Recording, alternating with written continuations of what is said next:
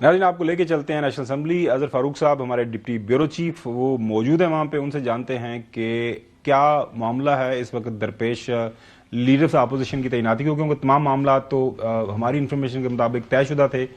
जब ये मामला शुरू हुआ था, ये सारा फॉर्मल प्रोसीजर को उन्होंने आगे बढ़ाना था, तो अभी तक नोटिफिकेशन क्यों नहीं हुआ? अजहर ये बताइएगा, कोई प्रॉब्लम है? क्यों देर हो रही है? कल रात तक खबर थी कि आ जाना था नोटिफिकेशन, अभी खबर सुबह की चल रही है कि जी समरी बन गई है, समरी बन के चली गई है और किसी भी टाइम इशू नोटिफिकेशन हो जाएगा उनकी तैनाती का।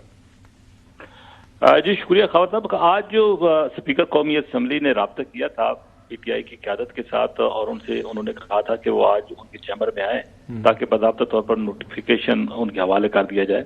लेकिन अपोजिशन की तरफ से ये जवाब दिया गया स्पीकर को कि उन्होंने तमाम जो दस्तावेजात थी वो जमा करा दी हैं स्पीकर चैम्बर में, आप उसको फॉलो करते हुए स्पीकर कौमी असम्बली नोटिफिकेशन कर दें।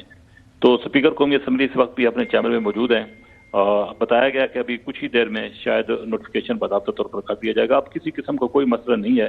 गुज़श्ता रोज भी इस हवाले से स्पीकर ने मुशावरत की, राय ली और आज भी स्टाफ के साथ वो बैठे रहे हैं। लेकिन अब ये कहा जा रहा है कि कुछ ही देर में बाकायदा तौर पर नोटिफिकेशन होने जा रहा है, क्योंकि जितनी भी दस्तखत हैं वो सारे तकरीबन वेरीफाई हो चुके हैं और चूंकि और उम्मीदवार भी कोई नहीं है अपोजिशन लीडर का, तो इसलिए महमूद खान चकजई जो है वो किसी वक्त भी आप नोटिफाई हो सकते हैं। अजहर फारूक साहब, बहुत शुक्रिया इन्फॉर्मेशन देने के लिए। बराह रास्त में आप कहता हूँ मोहम्मद जुबैर साहब, क्या उम्मीदें वाबस्ता हैं आप लोगों को इस वक्त जो अपोजिशन का जो प्लेटफॉर्म बना हुआ है तहरीक तहफ़्फ़ुज़ आईन पाकिस्तान का, कि अगर चकजई साहब को ये ओहदा मिल जाता है, जो कि बताया जा रहा है कि एनी टाइम सून मिल जाएगा, तो पाकिस्तान की सियासत के अंदर ये जो इज़्तिराब है, इस वक्त जो तलातम है, उसके अंदर ठहराव आ जाएगा। कोई मामला जो हैं वो एमिकेबली सोल्यूशन की तरफ बढ़ेंगे, अपोजिशन और हुकूमत के दरमियान कोई मिसाक जमहूरियत, कोई मिसाक सियासत तय पा जाएगा। अच्छा, एक तो चकजई साहब अल्लाह करे आज उनके नोटिफिकेशन इशू हो जाए।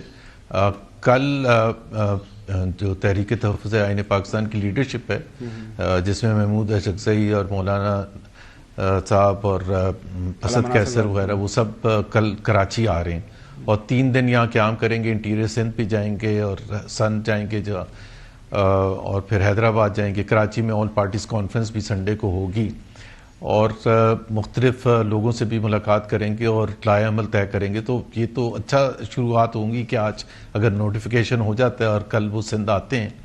अब जाहिर सी बात है, हमारे लिए तो सबसे ज़्यादा इम्पॉर्टेंट चीज़ ये है कि किसी न किसी तरीके से पाकिस्तान में पॉलिटिकल इंस्टेबिलिटी कम हो, और उसमें बहुत से लोग कोशिश भी करते हैं और चाहते भी हैं, हुकूमत की साइड से भी चाहते हैं। मैं ये नहीं कह रहा, ऑपोजिशन तो चाहती है, हुकूमत ऑपोजिशन क्यों नहीं चाहेगी कि इस किस्म के माहौल हो जिसमें पाकिस्तान आगे बढ़ना शुरू हो, पाकिस्तान के अवाम के मसाइल हल होने शुरू हों। इस माहौल में ये जितनी भी हम मईशत की बात कर रहे थे और उसमें इस्तेकाम नहीं आने की सबसे बड़ी वजह जो है वो पॉलिटिकल इंस्टेबिलिटी है। और अगर हुकूमत को ये रियलाइज़ हो गया तो वो कुछ ना कुछ आगे बढ़ के एक ऐसी चीज़ पर एक मिनिमम पॉइंट एजेंडा जो है 1 पॉइंट हो या 2 पॉइंट हो, जिसमें एक ऐसा एग्रीमेंट हो जाए कि चलें जी आगे अब हम हुकूमत को भी एक 6-8 महीने देंगे और ऑपोजिशन के लिए भी कोई ऐसी चीज़ हो जिसके वजह से like for example an understanding कि जी हम अर्ली इलेक्शंस करा देंगे। क्योंकि 5 साल वेट करने का या तो कोई हुकूमत के पास कोई फार्मूला है। ये तो नहीं हो सकता ना कि सिर्फ इसहाक डार ने कह दिया या शहबाज शरीफ ने कह दिया कि एक्सपोर्ट्स बढ़ जाएंगी या टैक्सेस बढ़ने शुरू हो जाएंगे या आपकी जो भी इकोनॉमिक चीज़ है। पॉइंट ये है कि हम कोई भी ऑपोजिशन नहीं चाहता कि जी स्ट्रीट एजिटेशन हो। स्ट्रीट एजिटेशन करने के लिए जाहिर है आपके पास बहुत सी कुव्वत भी चाहिए, फाइनेंशियल वो भी चाहिए, लोगों की स्ट्रेंथ भी चाहिए, लोगों को बाहर निकालने की भी चाहिए। वो इतना आसान नहीं है, let's be honest about it. लेकिन हुकूमत का इसका फ़ायदा नहीं उठाना चाहिए। क्या चला जाएगा अगर 4.25 साल के बाद अगर वो अगले 6 महीने में इलेक्शन कराने के लिए एग्री कर लेंगे? ये चाहे वो इमरान खान हो, आज इमरान खान भी चले वैसा वो तो देखें ना कि अब हुकूमत क्या कर रही है, क्या उस पर रिस्पॉन्ड करती है।